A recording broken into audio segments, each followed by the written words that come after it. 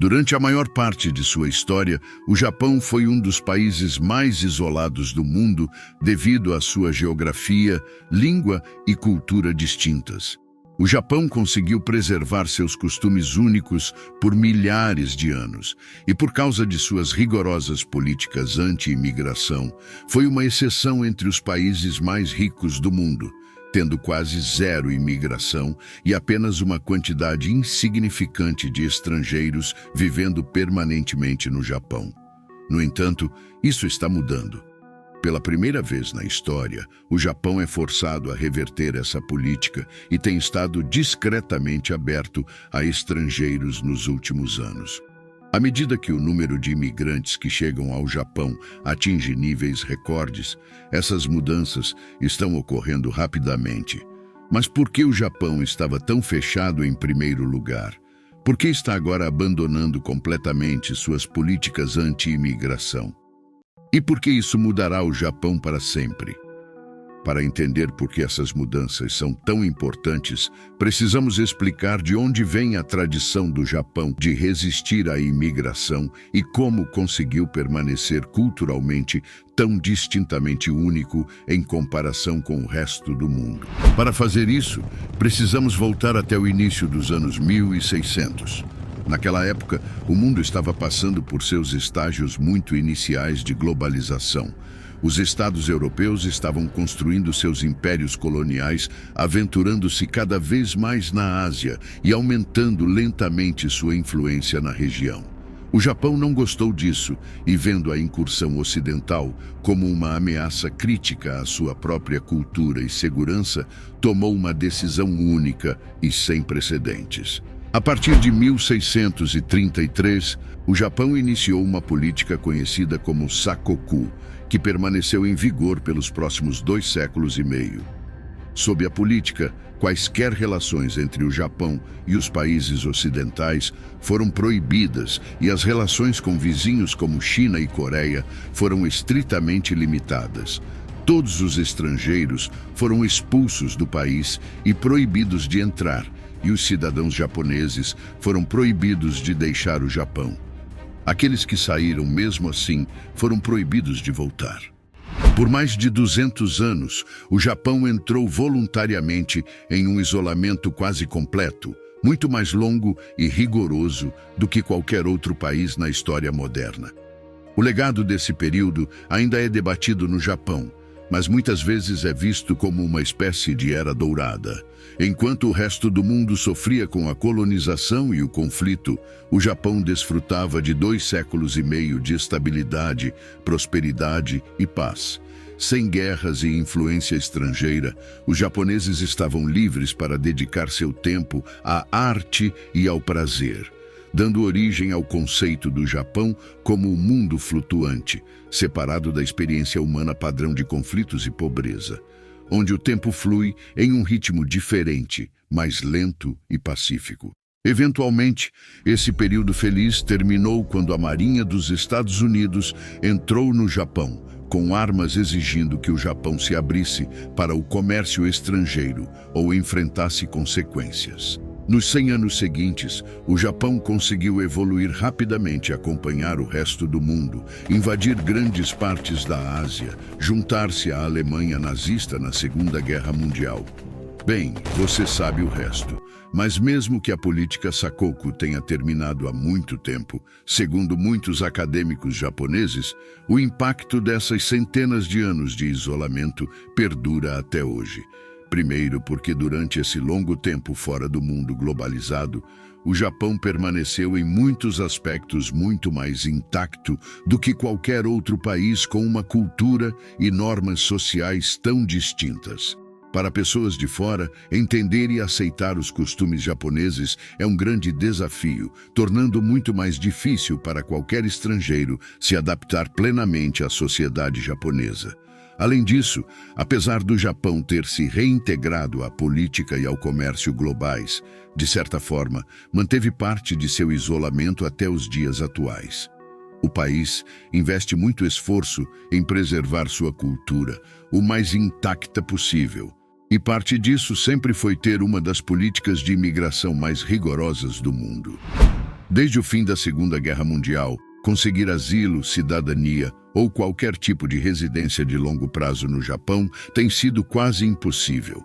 Mesmo obter um visto de trabalho de longo prazo sempre foi extremamente difícil, pois o Japão manteve intencionalmente o número de estrangeiros, incluindo trabalhadores estrangeiros qualificados, o mais próximo possível de zero. Em outras palavras, por razões históricas, a sociedade japonesa é objetivamente difícil para um estrangeiro se integrar totalmente. Ao mesmo tempo, o país tem tentado ativamente manter o número de estrangeiros o mais baixo possível. O resultado disso é que o Japão tem uma das menores porcentagens de imigração do mundo. Enquanto a maioria dos países ricos se tornava cada vez mais diversa e dependente da imigração, o Japão permaneceu uma sociedade extremamente homogênea. Mas agora parece que essa era já acabou. Por décadas, a resistência do Japão à imigração permitiu que ele mantivesse seu caráter distinto. Mas nas últimas décadas, o que era considerado uma vantagem começou a se tornar cada vez mais problemático. Eis o que mudou. Nas décadas após a Segunda Guerra Mundial, o Japão passou por um dos desenvolvimentos econômicos mais incríveis da história. Apesar de perder uma guerra mundial, logo depois o Japão conseguiu se recuperar e, a partir da década de 1950, iniciou o que ficou conhecido como o milagre econômico japonês.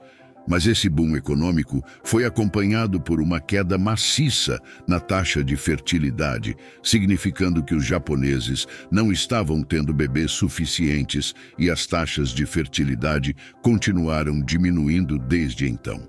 A consequência disso se tornou visível muito em breve. O crescimento da população do Japão, que ajudou a alimentar o crescimento econômico durante o milagre japonês, começou a desacelerar. Depois parou completamente e nos últimos 10 anos a população do Japão realmente começou a diminuir. Isso é um grande problema. A economia do Japão já está estagnada há muito tempo e a crise populacional está piorando muito a situação. Com uma população decrescente, torna-se muito mais difícil alcançar o crescimento econômico, pois há menos trabalhadores e menos consumidores. E não é só isso. A população do Japão está diminuindo, mas também está envelhecendo, o que significa que haverá menos trabalhadores, mas mais pessoas idosas economicamente dependentes das pensões do Estado. Mas não haverá pessoas economicamente ativas suficientes para pagar essas pensões. E isso está apenas começando. Nos próximos 50 anos, o Japão deve perder 1/3 de sua população, o que terá efeitos devastadores em sua economia. Agora, o Japão não é de forma alguma o único país a lidar com isso. Não há um único país rico e desenvolvido, seja na Europa ou na Ásia, que tenha taxas de fertilidade altas o suficiente para pelo menos sustentar seu nível populacional, muito menos aumentá-lo. Até agora, nenhum país teve sucesso particular em convencer seus cidadãos a ter mais filhos. Portanto, em vez disso, a maneira dos países ocidentais ricos prevenirem um colapso populacional tem sido aumentar a imigração. Pode não ser sempre popular e traz seu próprio conjunto de problemas, mas, para o Ocidente, a imigração se tornou uma necessidade econômica. É o que mantém suas populações, números de trabalhadores e economias crescendo, e sem ela, um crescimento econômico seria muito mais difícil. Mas aqui está o problema para o Japão. Não só tem a população mais velha envelhecendo mais rapidamente, mas ao contrário de outros países, não tem nenhuma imigração que possa ajudá-lo a mitigar alguns desses problemas. Isso significa que a crise populacional japonesa e os problemas econômicos são muito mais difíceis de lidar. Por isso, há algum tempo, o Japão vem silenciosamente revertendo essa política de décadas de zero imigração e implementando cada vez mais políticas que levam o Japão no caminho oposto. Políticas que provavelmente mudarão o Japão para sempre. Desde 2013, o Japão começou a trazer centenas de milhares de imigrantes e 4 anos atrás lançou uma reforma histórica da imigração. Isso permitiu ao Japão não apenas trazer centenas de milhares de trabalhadores estrangeiros adicionais, mas ainda mais importante, pela primeira vez na história, esses trabalhadores estrangeiros altamente qualificados poderão permanecer no Japão indefinidamente, com a expectativa de que muitos deles escolheram fazê-lo. Desde então, o Japão vem expandindo os números de trabalhadores estrangeiros que são trazidos para o país quase todos os anos. O resultado é que durante a última década, a realidade por trás da imagem do Japão como uma sociedade homogênea e fechada tem mudado rapidamente à medida que se torna cada vez mais diversa e multicultural. Especialmente nas grandes cidades.